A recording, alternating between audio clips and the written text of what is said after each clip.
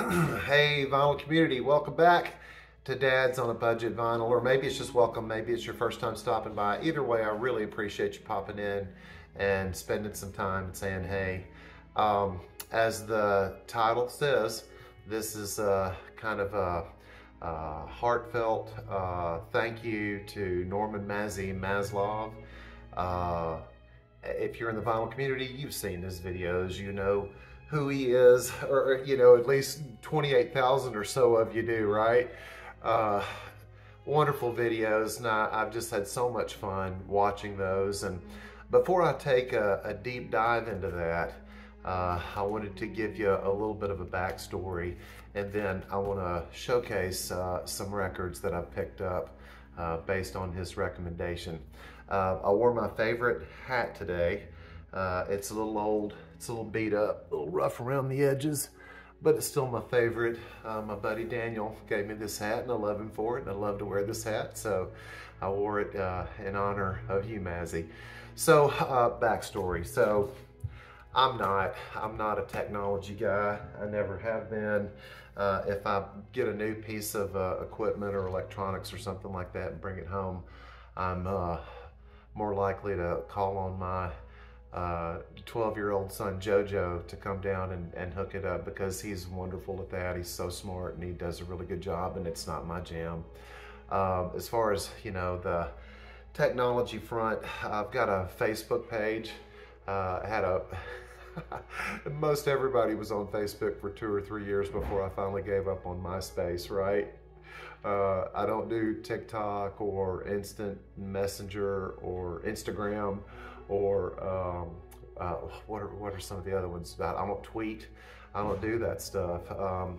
And you know, I guess maybe I'm living in the dark ages, but it wasn't until about 2 or 3 years ago that I realized that you could actually look up people on YouTube that would sit and talk about their record collection. It just didn't occur to me.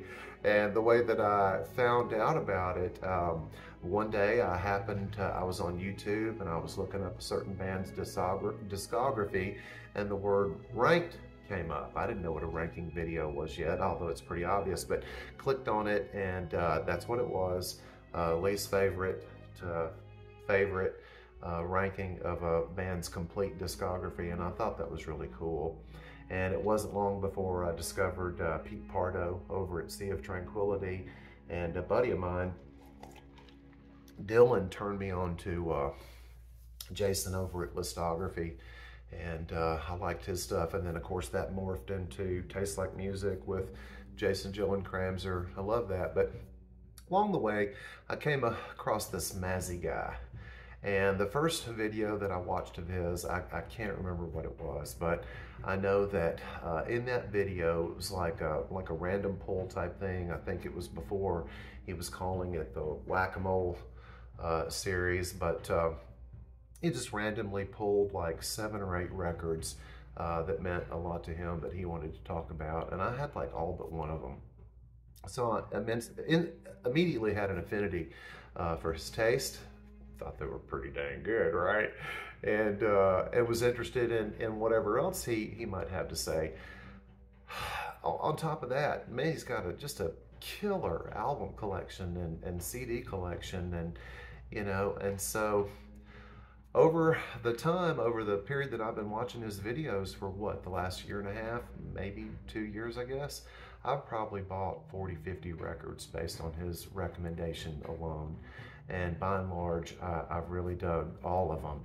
And so this is just a quick run through. I'm not gonna show all 40 or 50 of them, I promise, but I am gonna show a handful of them with a little bit of kind of extra helping at the end. Oh, I had a word for it all day, and now I can't think of what it was. Oh well. Anyway, with no further ado, these are records that Mazzy showcased that I didn't know about or had never thought about, and thanks to him and his videos that I now own them. First up, Country Joe and the Fish. Look at that record. My wife says I shouldn't stop to take the time to pull the sleeves off. but you know, and hopefully there's not too much glare on that. But you know, I picked this record up on his recommendation. I got it for 12 bucks. Came out in '67. This is an original issue. It sounds really, really good. When Mazzy first started talking about Country Joe and the Fish, so my exposure was limited. I knew him from the Woodstock movie, Give Me an F, right? And I thought that was cool, but I mean, that was it. That's all I knew. When he started talking about Country Joe and the Fish, I didn't really start listening until he mentioned Sam Charters. This Sam Charters. And I know Sam Charters. Sam Charters, musicologist, champion of blues music, country blues, acoustic blues, sought it out, recorded it, wrote about it, proselytized it. I mean, did everything that he could to get those names out there. I'm very, very fortunate to own this. Got it from my father-in-law. This is the Rural Blues. It's a box set on vinyl, study of the vocal and instrumental resources, compiled and annotated by Samuel B. Charters. It's fantastic. This is the weird stuff. This is the good stuff. So anyway, when he started talking about Country Joe, mentioned that Sam Charters had produced their first 5 or 6 records on Vanguard. I was like, I need to check that out. On top of that, this record is in the 1001 albums you should hear before you die. So I bought it, put it on. Psychedelic, funky. I'm not going to take a deep dive into these records because you owe it to yourself to go check out what the man Mazzy said about them. In many cases, the records that I'm going to show today, he saw these bands live. He bought these records when they came out new. And so go and check out his channel if you want a little deeper dive on these. But this is a fantastic record, psychedelic and just all over the place, but beautiful as well. Of course, that led me to the second album, also on Vanguard, also produced by Sam Charters. This is the one with the fish game inside. The copy that I got, Mazzy didn't come with the fish game, but I saw it on your video. It looked pretty cool. I can imagine as a teenager how to. So, you know, but this album, I like a little bit more than the first one as well.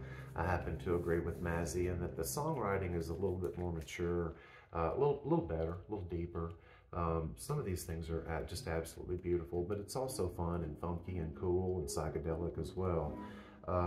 You know, I love this photo of Country Joe on the back cover. I mean, look at him. He's just a trip, right? Give me an F. All right, and then last but not least, here we go again. Here we are again. Their third album, and I love it too. It's a corker too, and more of the same. It's beautiful. It's got moments of like Indian type flourishes, and just anyway, it's just really, really cool. I don't know these records as well as Mazzy knows them. That's one reason that I'm not going to try to describe them like he does. They're a little newer to me. Some of these I've only had for 6 months or 7 or 8 or, you know, maybe a year. But this is a great record, really fun record, and I love it. I love owning these 3 records that I wouldn't have had if it weren't for you, Mr. Mazlov. I've already talked about John Cale, Paris 1919, in one of my other videos. I love this record top to bottom. I was talking to a buddy of mine this morning about how it's not the best sound quality always. This 4 Men with Beards pressing is pretty decent, but to me the song's more than make up for it. I mean, I said it before, Child's Christmas and Wales and Hanky Panky Know How and Macbeth and Graham Greene and Paris 1919, and I love Andalusia too. And as a matter of fact, just so you know, if you didn't, Andrew Bird covers Andalusia on his Heart album. It's kind of like a Christmas album of sorts, but it's absolutely gorgeous. But this record, beautiful top to bottom. Most of you probably know it, and if you don't, check it out. I didn't know it when I saw his video, and now I own it, so I love it. David Sylvian, Blemish. I gotta take this out. I love this album cover. I saved the hype sticker, sorry about that, but I love that. I love that green. Um, I love everything about it. Very simple, very minimalist, right? So what did I know about David Sylvian? I didn't know Japan at all. Didn't really know anything other than his contribution to the Babel soundtrack. I love that movie, and I love what he contributed to it. It's so gorgeous. And I would mention the guy's name that he contributed with, Raiko Sakamochi or something like that. I can't, I'm gonna blow it. I'm gonna mess it up. One of you guys know, and you'll let me know, or I can just reach over here and find it. But World Citizen, I loved that track. And so when I saw Mazzy mention this record and talk about it, I was like, man, I gotta check that out. It's moody, it's a little dark, it's a little repetitive, it's a little bit, you're not gonna be whistling it after the fact, but it's beautiful and it's deep, and I don't know, it's got me wanting more of his stuff, and I've got a couple lined up. You know how it is. We put that cart together, we put that wish list together, and then it changes, and this moves to the bottom, and this moves to the top, and no, wait, I gotta get that, and da-da-da. But I love this. I'm glad I own it. Mazzy, thanks for tipping me off on it, and I love it.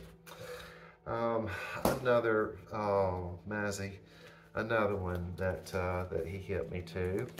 I had no idea who these guys were, had never heard of them. Super Furry Animals.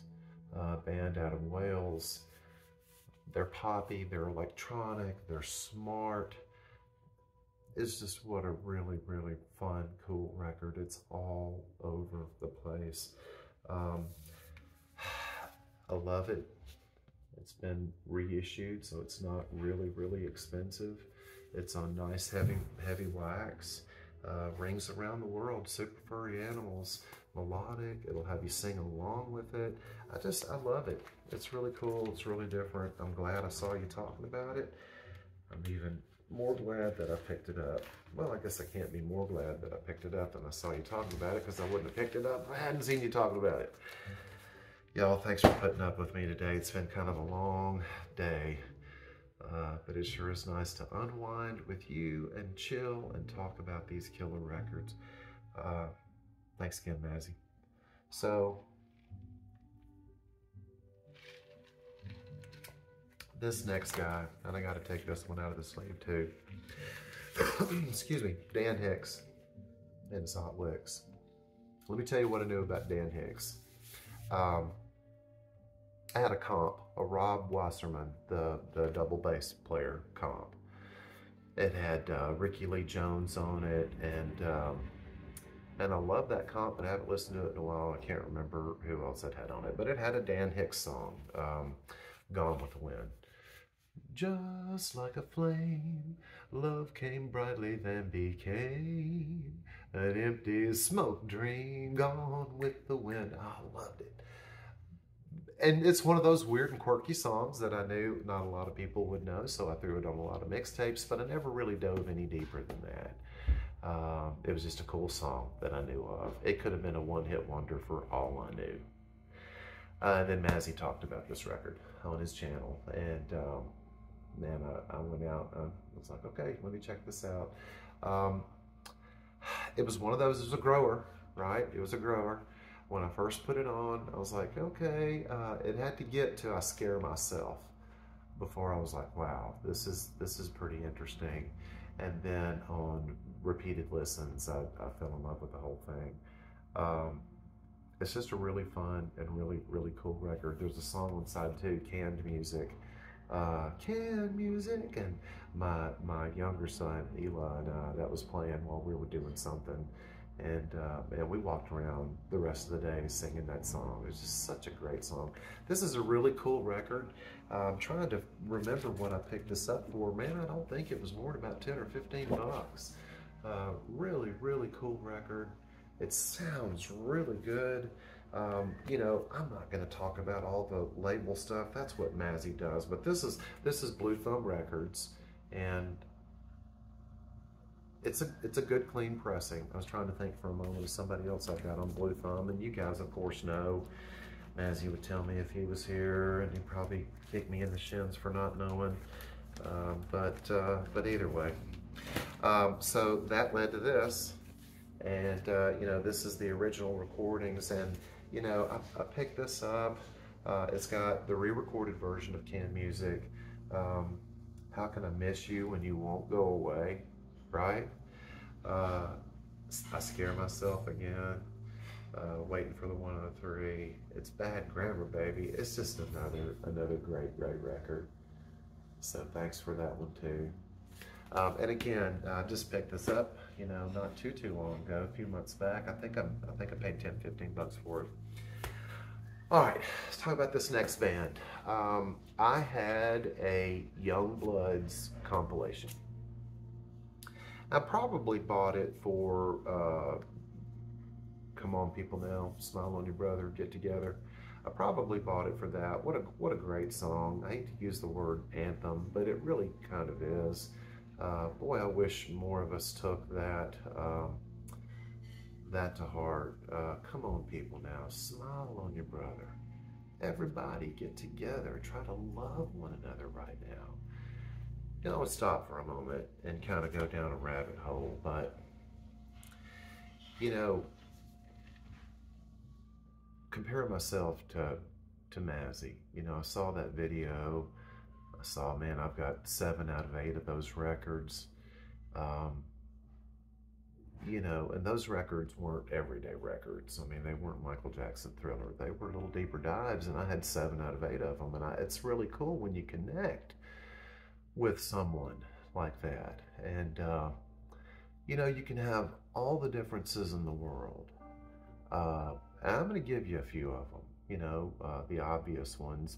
Mazzy lives on the northwest coast, and I live in the deep south. And I think he would call himself a liberal, and I would call myself a conservative, and he's a Democrat, and I'm a Republican. He's a agnostic, and I'm a Christian, and you know, right?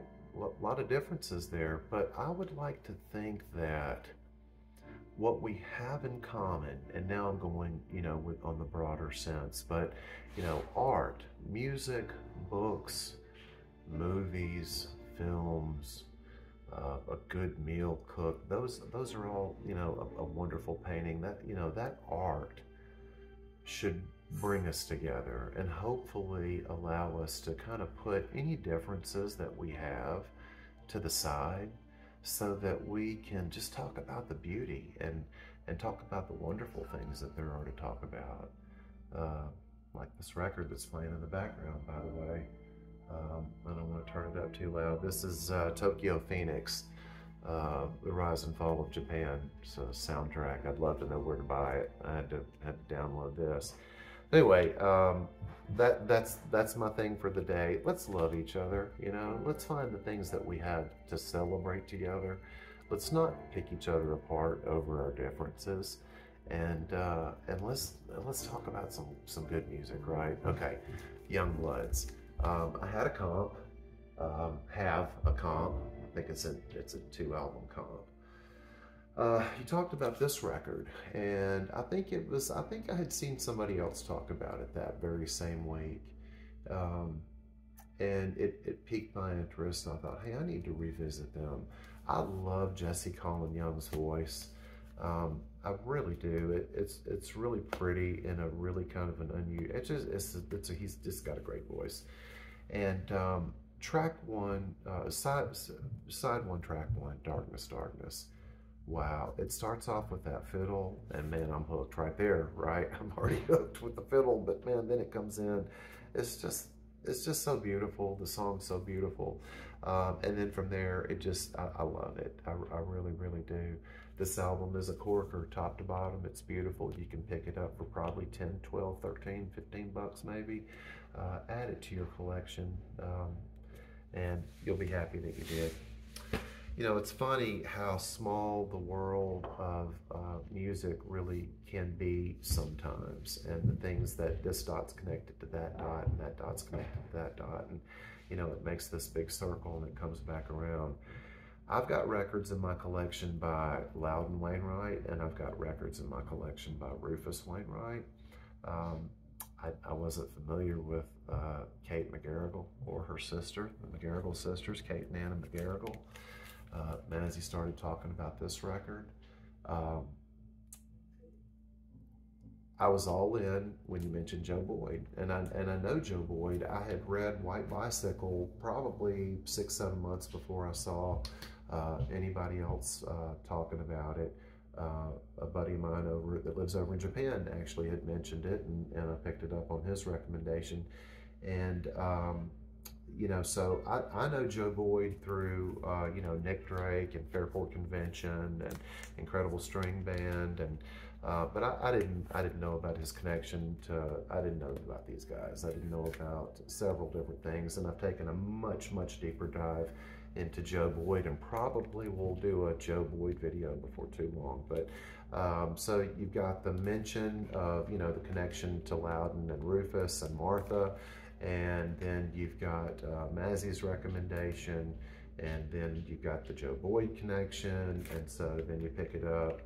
You see John Cale's on it, Stephen Gadd, before he called himself Steve, pretty much for the rest of his career. But wonderful record.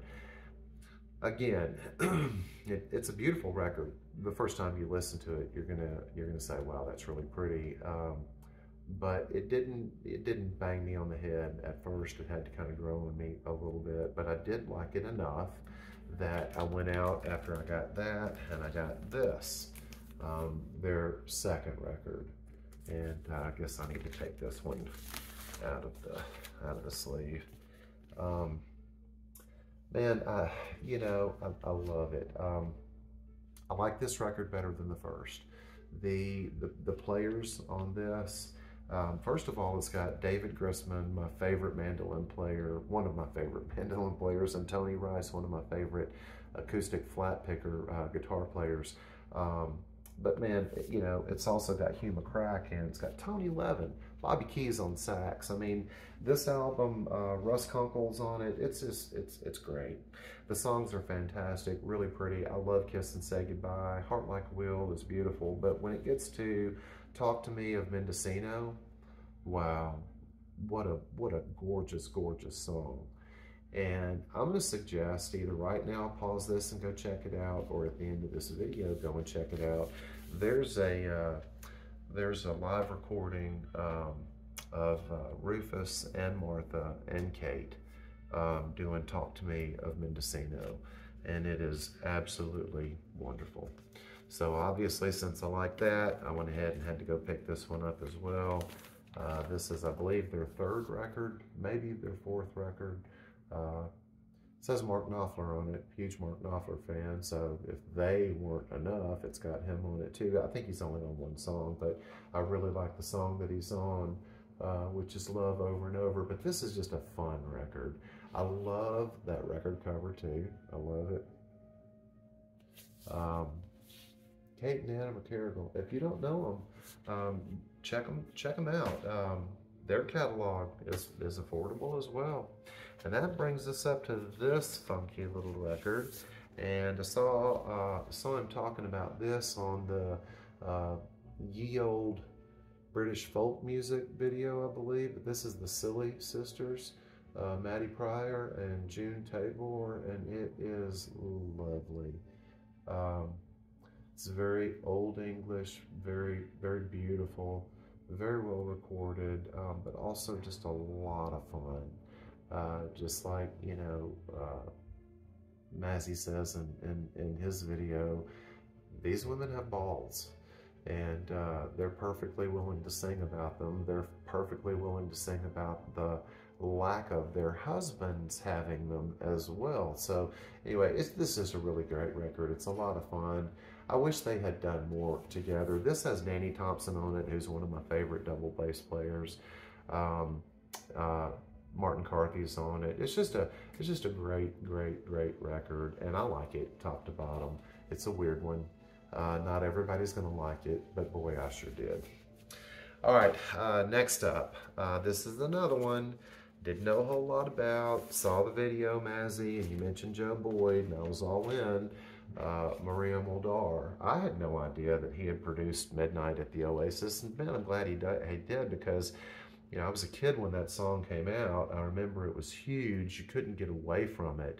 And what's really weird is that all of these years, I mean, for like the past 35 or 40 years,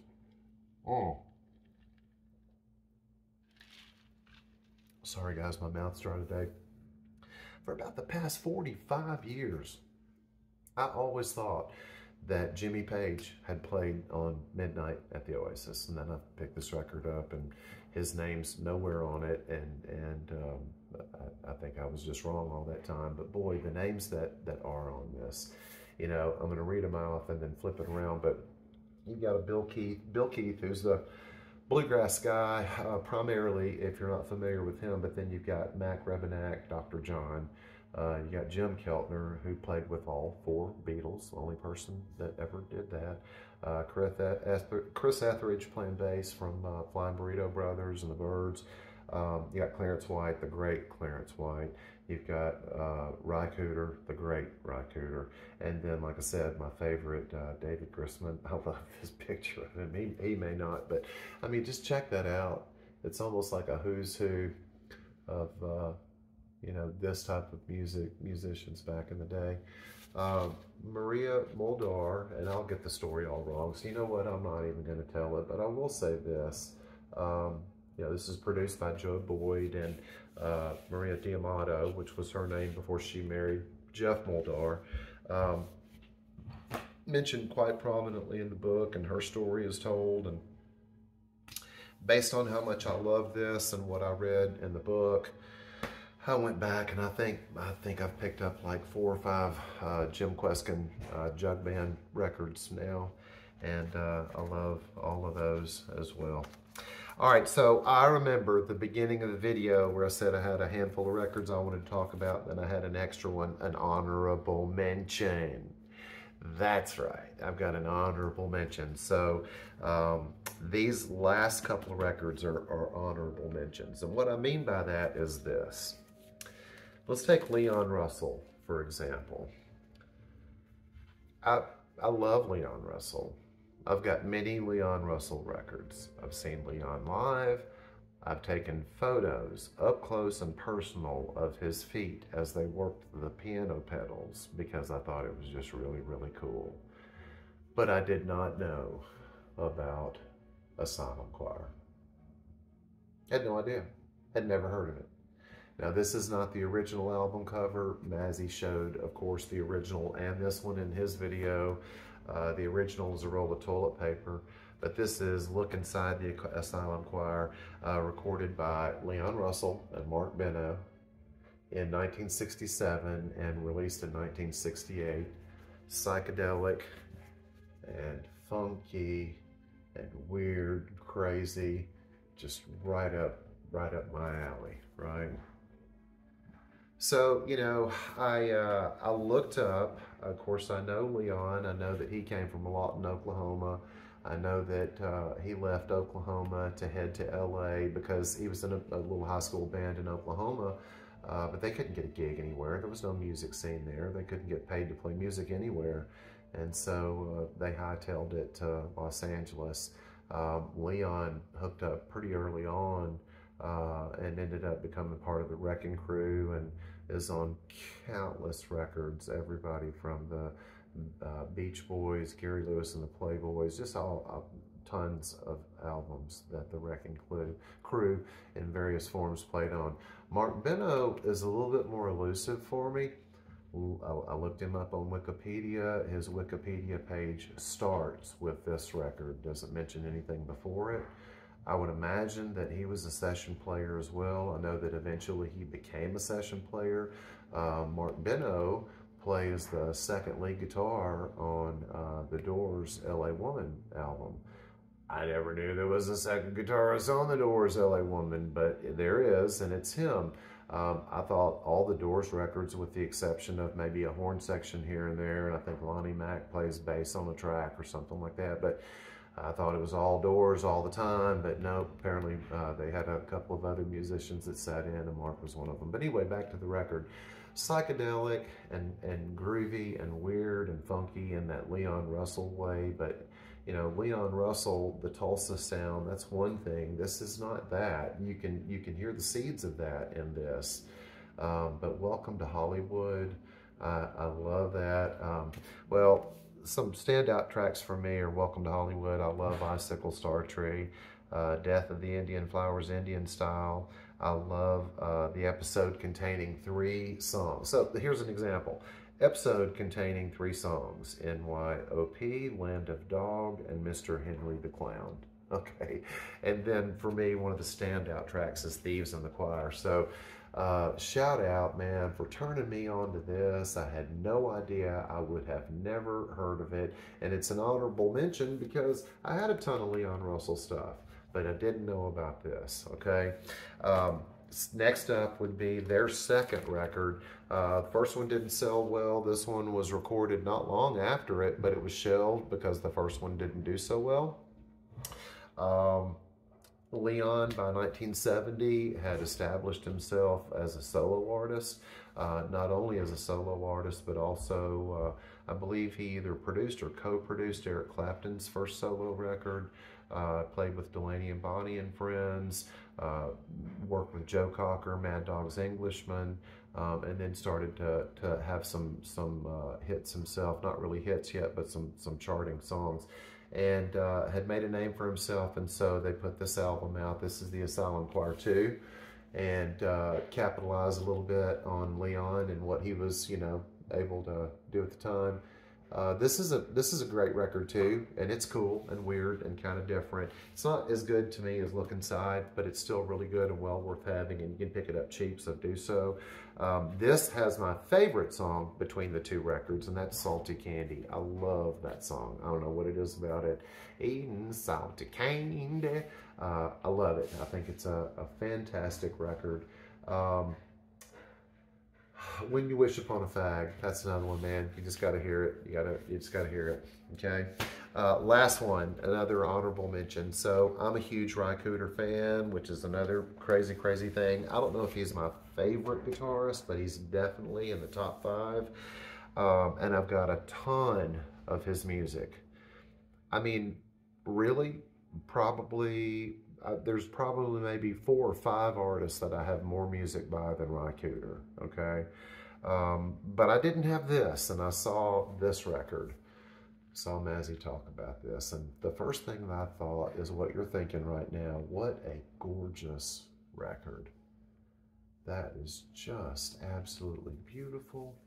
What a gorgeous record. Look at that. Ry Cooder and Manuel Galban. Mazzy does a great job of describing this, but of course Ry Cooder's a wonderful guitar player, as is Manuel. And it's surfy, it's noirish, it's a spy movie, it's laid back, it's chill, it's really beautiful. It's just a really cool and groovy record. I saw it. I think when I first saw it and looked it up, I was like, oh my gosh, man, that's really expensive.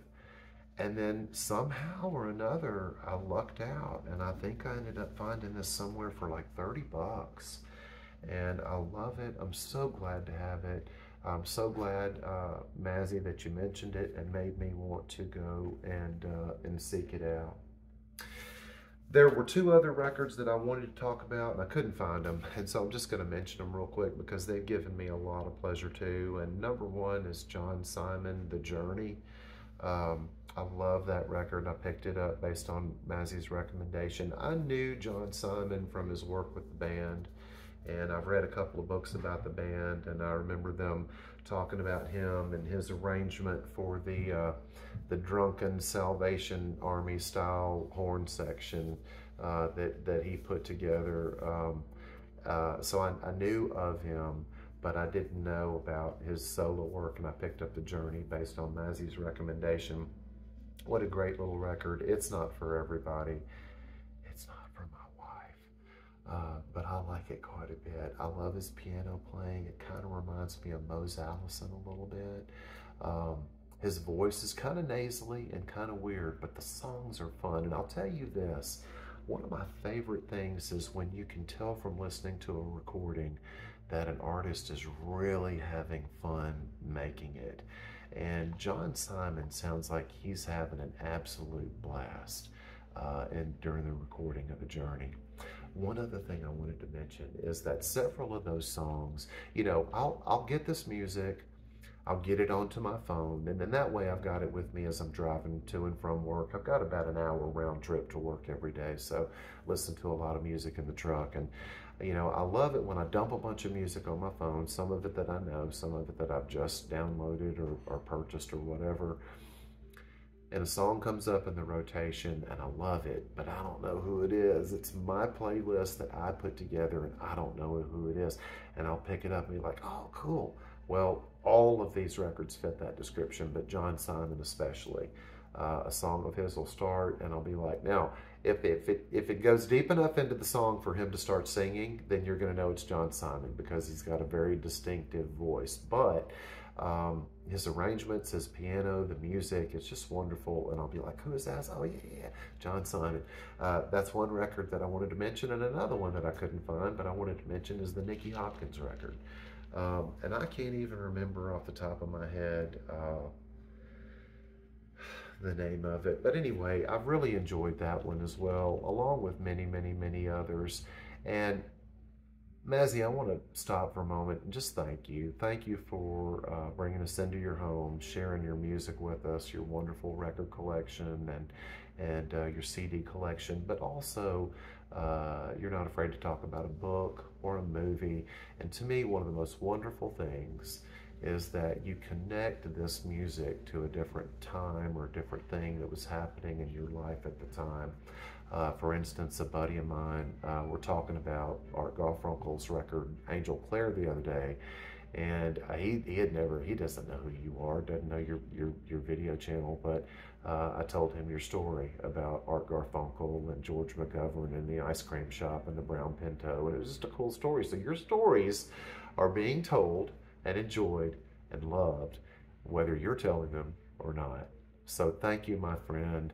I hope you've enjoyed this video. The rest of you, I hope that you've enjoyed this video as well. If you don't know Mazzy's video channel, Norman Mazzy Mazlov, please check it out. It's given me hours and hours and hours of fun. As for me, thanks for stopping by. Thanks for hanging out. Thanks for putting up with my long-windedness. I've had a great time today talking about these records that have meant so much to me. Brought me a lot of pleasure and a lot of fun. I'll see you soon. Hope you have a great weekend. Take it easy.